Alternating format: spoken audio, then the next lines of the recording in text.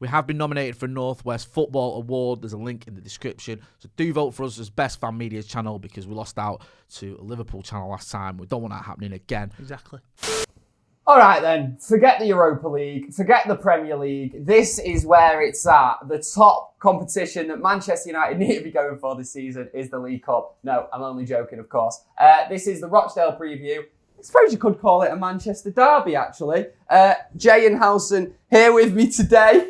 Howson's not happy about that already. I'm trying to make people excited for this game, mate, because it's Rochdale midweek and people aren't really arsed.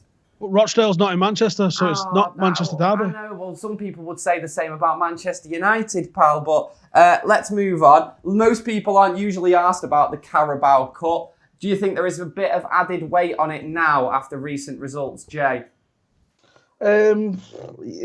Maybe you could argue that people were losing their mind, weren't they, during the Astana game, or even after the Astana game. So I think if it was one of those games against Rochdale where we were struggling, people would be going mental. But I actually don't mind the League Cup. We've had some good memories in the League Cup. You know, recently with the Zlatan winner, one of my earliest games as a kid was go out watch us beat Liverpool in the then Rumbelows Cup. And let's face it, if you get an early trophy, if you have a decent cup run, it can give you a bit of a platform. 2017 wasn't a great season if you remember the football we had to watch in the results. But winning the League Cup sort of set us up for a relatively okay season, and winning the Europa was like the icing on the cake. So yeah, I think you'd probably be up for it more this season than you would be in the past, just because of the way things are going. Howson, is it about saving face in this one a little bit?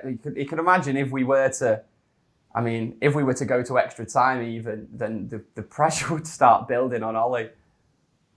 Yeah, but ultimately, winning this thing wouldn't save anyone's job, because we've sacked both the managers that have won this cup recently. So it could prolong it, though. You know what I mean? It could keep him in a job long enough to turn things around potentially. If we're judging Solskjaer's performance on the back of a League Cup, we're double fucked already. But really, but in the position that United are in right now, mate, we're not challenging for the top of the league. We're not even challenging for fourth place, I don't think, this season. It's more about just getting the kids in and having a bit of positivity around the club for next year, I'd say, at this point. So sure. Well, yeah, I'd agree. So that's counter to what you're just saying about, do we need to use this competition as a lift to actually go and win stuff? Yeah, if you're using it for development, then results shouldn't matter. And I would expect us to get through Rochdale regardless, like Astana. You would expect us to get through Astana no matter what fucking 11 you pick. Put fucking Romero left wing and still expect to get through against these. Whether or not we would because of the current form that we're in, I don't know. But I don't think winning this should, as a competition, not just this game, should have any importance played on it, more so than just wanting United to win every single game that we go into. All right, then. Jay, are your sort of thoughts towards this one changed by recent results? Is there a little bit more on it than there was perhaps when we found out we were playing Rochdale? I don't know if there's more on it. I think the thing you know you're going to get is just the histrionics if we don't win comfortably. I mean, you know, we won 1-0 against Astana with a relatively reserve side, and people were going mad about that. And I think if we were to sort of... Yeah, but mate, we were crap against Astana, though. We were crap for large portions of the game. We could do with a real performance here, couldn't we?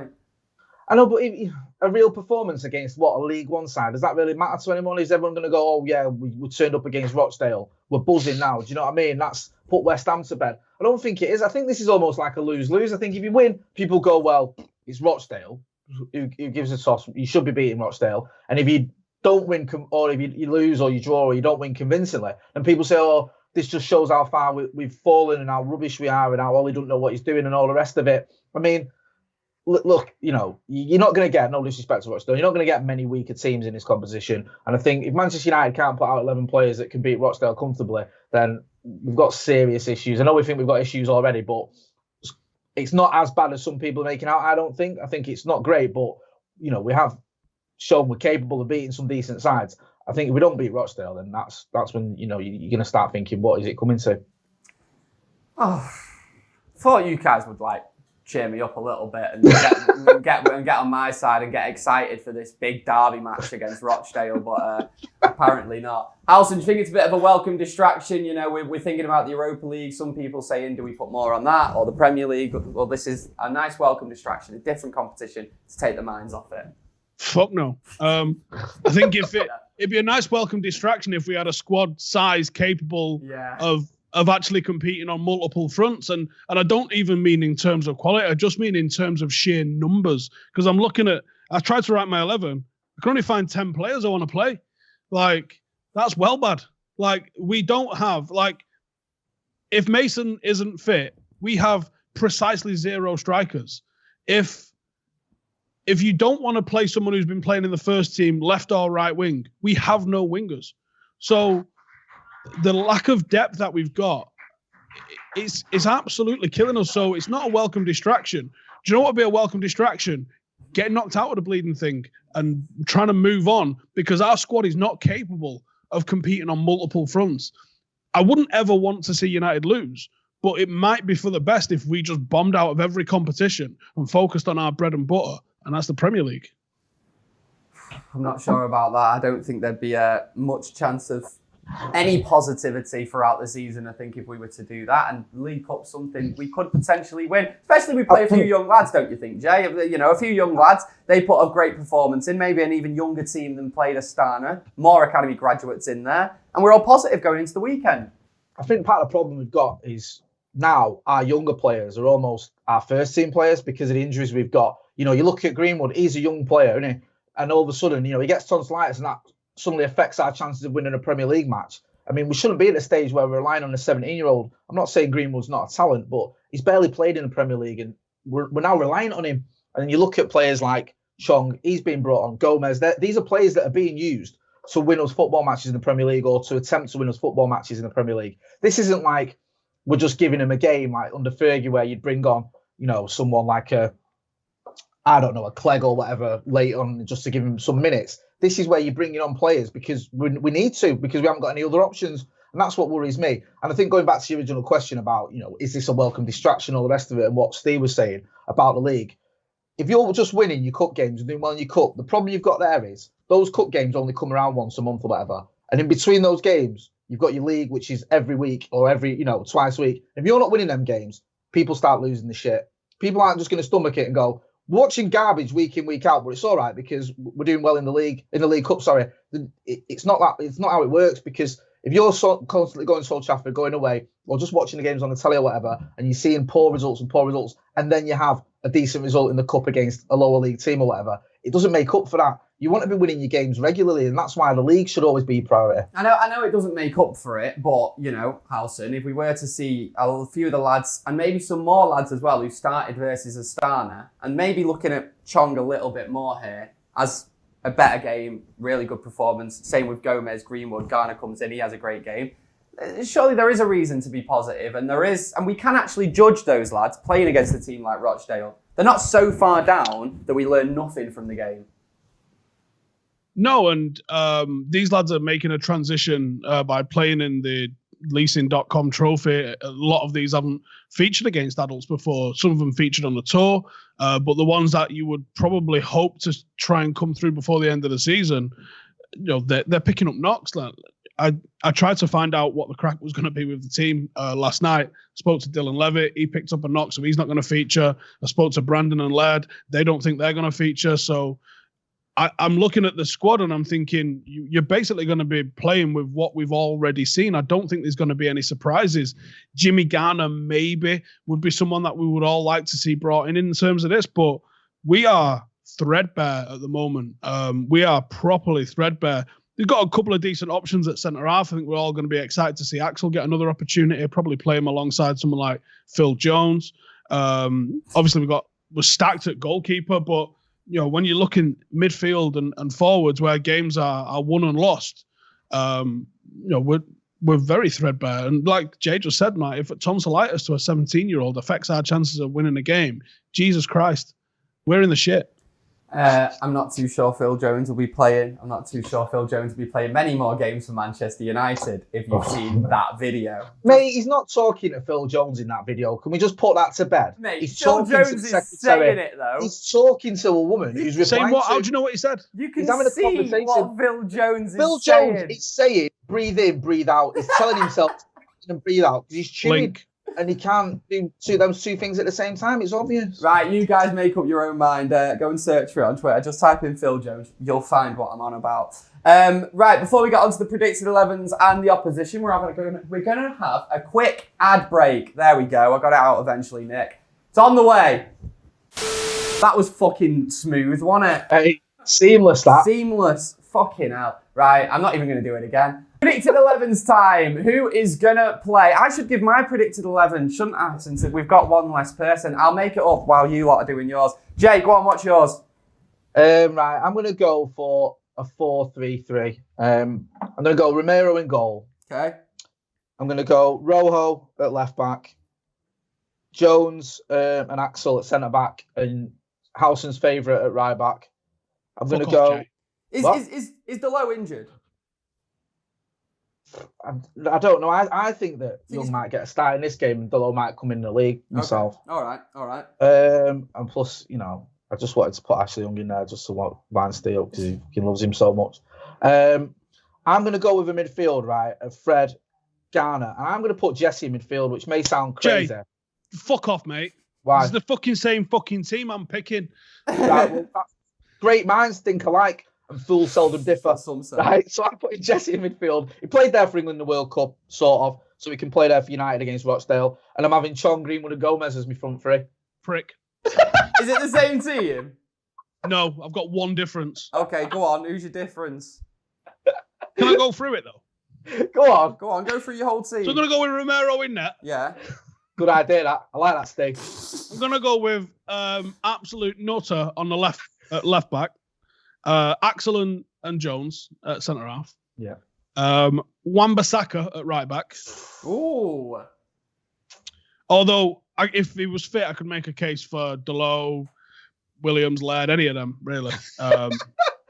A midfield three of, just want to see him, a midfield three of Garner, Fred and Lingard for, the same reasons. Jimmy Garner's one that we really need to see, and I think the EFL Cup is crying out for him. I think Europe might be just a step too far for him to be getting full 90s and stuff, but EFL Cup, Rochdale, fucking hell. Yeah, he's got to get a game.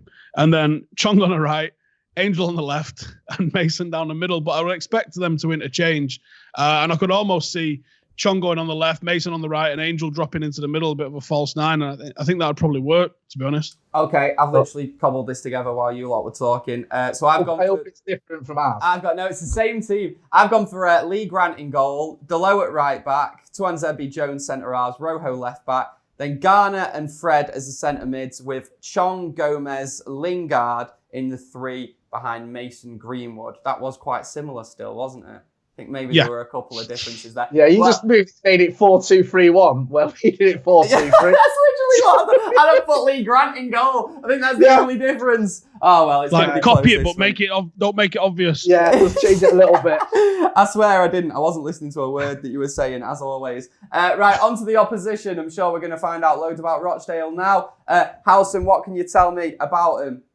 Well, they've not won since August, so... Oh, so that's a good opportunity for them to get the confidence up, innit, at Old Trafford. They got a 16-year-old playing, I think, at full-back. So, look forward to that. Probably going to have the fucking game of his life at Old Trafford. From what I believe, they sit back, even against the likes of Fleetwood. I mean, Peterborough stuck 6 past them the other week.